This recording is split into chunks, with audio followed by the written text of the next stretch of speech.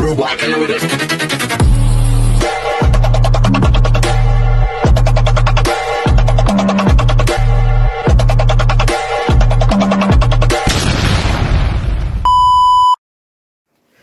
everyone! Good morning! I'm back! It's your Mama Sam dito sa Sam Sam TV. Kamusta naman po kayo mga amigo, amiga, kumare at kumpare? Sana lahat kayo ay okay at safe ngayong araw na to. At syempre kung ako naman ang tatanungin nyo, nakita naman ninyo ang ganda ng Mama Sam ninyo. Charot! So yon, so eto na nga, grabe! Ang bilis ng araw, no? Today is Wednesday at tomorrow is Thursday na. So, papunta na naman tayo sa weekend. Pero sa weekend kasi maraming mga chika na magaganap kasi nga may mga ilang revealing pa mula sa Muntinlupa at Taguig, di ba? Na lalaban nga dito sa Miss Universe Philippines. So, ayun nga sa Taguig, inaabangan natin kung sino nga ba ang ilalaban nila para sa kanilang pageant sa Miss Universe Philippines. So, ang mga pinagpipilian dyan yata si Katrina Dimaranan,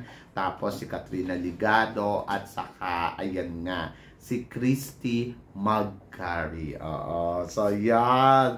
Anyway, wala bang iba, di ba? Ang balita, si Katrina Ligado daw talaga yung napipisil, pero depende yan. Malalaman na natin yan sa next week. O, diba? So, yon. And then, sa Muntinlupa naman, ang sinasabi nila, ang pambato daw ay si Winwin Marquez. Pero wala pa namang kumpirmasyon. So, hintayin muna natin yung mga announcement talaga bago natin talaga i-push ng bonggang-bongga. But we are excited naman, diba? I'm so excited para sa sa magiging bardagulan nila. Tapos may Aliana Aduana. Sayang lang si Maureen Montaigne kasi hindi na nga siya matutuloy. By the way, so inaabangan ko din kung sino ang magiging pampato ng Quezon Province. Oo. Sabi gano'n si Atisa Manalo daw, ay nako, wag na muna. Kasi parang feeling ko hindi pa siya ready. So, mas maganda bumalik ang isang Atisa Manalo na very ready na talaga siya. Pero, I think dapat hindi nga nang patagalin. Mas maganda yung fresh pa siya habang hindi pa siya nagmumukhang matured, habang kaya, di ba? Diyos ko. So, matutuloy pa kaya ang pangarap ng mga bakla na maging Miss Universe Philippines si Atisa Manalo? So, parang feeling ko, ang hirap, no? Ang hirap na nun. Parang matatagalan tayo sa kanyang pagbabalik, tapos hindi natin alam kung ipupush niya pa ba to o hindi na. So, yun. So, medyo nakakalungkot. Pero kung kay Maureen Montaigne nga, di ba? Push na push pa rin siya. Every year na lang, lagi na lang parang, ay sasali ako. Tapos, eto nga, nung nakaraan, nababalitaan natin, sasali si Maureen Montaigne. Tapos, hindi naman natuloy, di ba? Tapos, nagpunta pa siya ng El Salvador para panoorin yung Miss Universe. Pero, hindi pa rin siya talaga natuloy. Tapos, ngayon, push na push talaga sila kasi earlier pa lang, sinasabi na nila na kung mukhang sasali si Maureen Montaigne. Pero ngayong nandiyan na malapit na ang announcement talaga ng officially candidates, biglang wala na, hindi na siya pwede. Kasi nga daw, gawa nga ng modeling contract niya, international. So, yan! Nakaka-windang. Anyway, so maybe in the future, kaya nga sabi ko maybe in the future si Atisa Manalo, charot. Ay nako, nakakaloka. Pero ito ang mas nakakaloka. Ang pambato natin sa Miss World, talagang hindi na siya maawat. Sobrang gandang Pilipina, no? Ang very Pinay beauty talaga, yung kulay, grabe.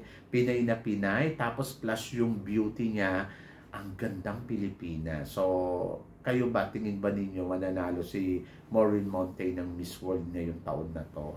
To be honest, ako, ang naiisip ko kay Maureen Montaigne, ang laki nung chance niya para sa Miss World crown. Pero kasi alam naman natin ang Miss World na more advocacy sila, gusto nila as long as possible, maganda yung advocacy mo, gumagawa ka talaga ng advocacy.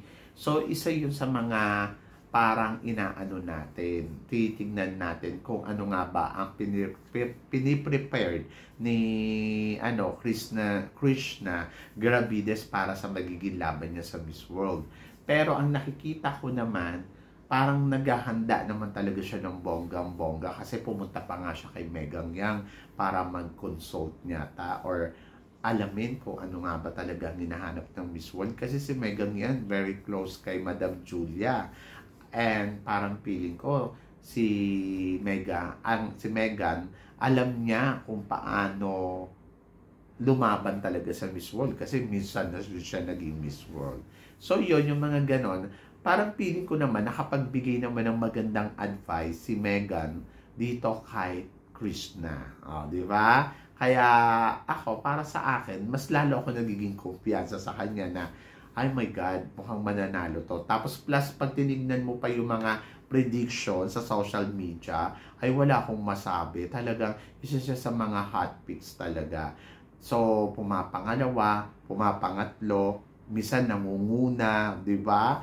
Hindi lang to sa Pilipinas ha, hot picks to sa ibang bansa talaga kung saan sumusubaybay sila sa Miss World. At ang nakikita din talaga nilang matinding kalaban ni Miss Philippines ay si South Africa.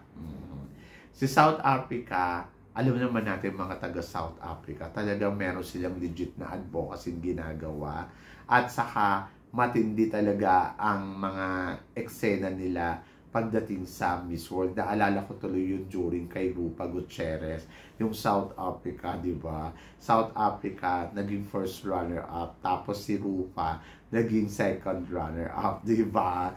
Diyos ko, nakakaloka. Pero alam niyo, sa totoo lang, yung mga panahon noon, kung tutuusin mo, si Rupa, second runner-up naman sa Miss World. But, she's still na pag sinabing Miss World, ang magre-remind sa'yo, Rupa Gutierrez. Di ba? Or Evangeline Pascual. Sila yung mga hindi. Sa totoo lang nga, si Megan parang hindi pa eh. Pero kapag si Rupa, dati, pag sinabing Miss World, ay Rupa Gutierrez. Pero kung matanda-tanda ng Miss World, ay Evangeline Pascual. Di ba?